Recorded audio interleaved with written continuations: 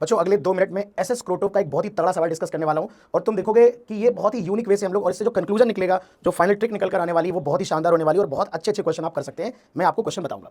सबसे पहले basic concept देखते हैं। मान लीजिए एक मल्टीपल इंक्लाइन प्लेन से मिलकर बना ये पूरा ब्लॉक है, ये फिक्स्ड है और बहुत सारी बॉडी हमने यहाँ पर रखी है। थीटा 1 एंगल बना रहे हैं, थीटा 2, थीटा 3 और ये सारे सीरीज में इस तरह से कनेक्टेड है। अगर मुझे इनका एक्सेलेरेशन लिखना हो तो मैं नेट पुलिंग फोर्स लिखूंगा। सभी से लोग समझते हैं mg sin theta 1 plus m2g sin theta 2 और इन सबके mg sin थीटा जोड़ दूंगा डिवाइड बाई टोटल मास यहां पर लिख दूंगा।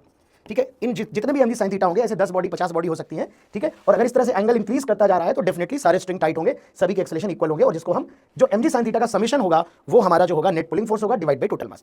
सेम कॉन्सेप्ट अगर मैं इस बात करूं तो ये एसएस क्रोटोव का 1.60 प्रॉब्लम है जिसमें पाइप इन्होंने इरेगुलर शेप का रखा है। पाइप स्मूथ है, उसके अंदर एक चेन पड़ी हुई है और ये वर्टिकल हाइट h और चेन की जो टोटल लेंथ है वो l है। यहां से जब चेन को इनिशियली एक पोर्शन दे रखा है पाइप का, बच्चों पाइप और बड़ा हो सकता है। ग्रेविटी वर्टिकल प्लेन में चेन है, ग्रेविटी डाउनवर्ड है। जब चेन को रेस्ट से छोड़ा जाता है तो what is the initial acceleration, ये पूछा जाता है।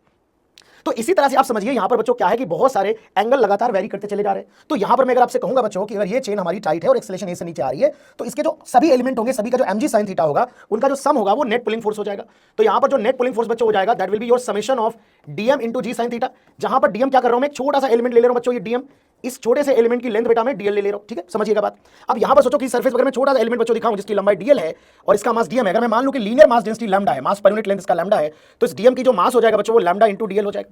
इसका जो dmg sin थीटा होगा, ध्यान देना जरा, अगर ये यहां पर एंगल थीटा बन रहा है तो इसका जो dm into g sin theta होगा उसकी वैल्यू अगर आप देखोगे तो लैम्डा इंटू dl इसका मास हो जाएगा g और sin थीटा की वैल्यू अगर आप देखो, ये वर्टिकल हाइट को अगर बेटा मैं dy कह दूं और ये लेंथ l है तो ये आपका आ जाएगा sin थीटा की वैल्यू अगर मैं देखूं यहां पर तो ये dy डिवाइड बाई dl मैं यहां पर लिख सकता हूं। या बच्चों dl sin थीटा को dy सीधे लिखा जा सकता है, तो dl dl कैंसिल आउट हो जाएगा तो आप देख सकते हैं ये बच्चों आ जाएगा लैम्डा g इंटू dy। ये इस छोटे से एलिमेंट का dmg sin थीटा। अगर मैं इसको इंटीग्रेट कर लूंगा बच्चों तो आप देख सकते हैं lambda g into delta y, because y की लिमिट आ जाएगी y1 से y2 तो that will be delta y। Delta y होगा इस एंड पॉइंट और इस एंड पॉइंट के बीच में जो वर्टिकल जो हाइट आ रही है, जो डिफरेंस आ रहा है, जिसे फिलहाल मैं यहां पर लैम्डा g इंटू h लिख सकता हूं। इसका मतलब इस सारे के सारे एलिमेंट बच्चों जितने किसी भी प्रकार की सरफेस पर रखे हो, सिलिंड्रिकल हो, स्फेरिकल हो, कोई भी सरफेस हो सकती है, उसके लिए जो sum of all dmg sin theta होगा, sum of all dmg sin theta, ये लीनियर मास डेंसिटी जो m/l होता है into g into delta y या डेल्टा h के बराबर हो जाएगा बच्चों।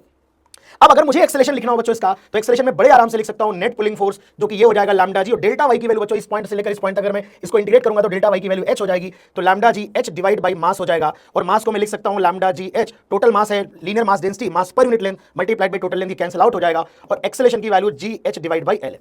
ये बहुत ही यूनिक रिजल्ट है बच्चों, किसी जरूरी नहीं कि ऐसा हो स्फेरिकल सरफेस इस तरह के क्वेश्चन में जहां पर चेन को ऐसे लटकाया गया है और अगर इसको रेस्ट से छोड़ा जाए तो एक्सेलेरेशन आप लिख सकते हैं जहां पर ये वाली हाइट h होगी, ये वाली हाइट h होगी और ये पूरी चेन की लेंथ l होगी और यहां पर भी एक्सेलेरेशन आपका g और ये डेल्टा वाई या जी h डिवाइड बाई l आ जाएगा, जहां पर l h ये वाली हमारी हाइट हो जाएगी और लेंथ l हमारी ये वाली हो जाएगी। इस तरह के क्वेश्चन में भी इसको अप्लाई कर सकते हैं। तो आप सिमिलरली ऐसे क्वेश्चन में दिमाग में रख सकते हो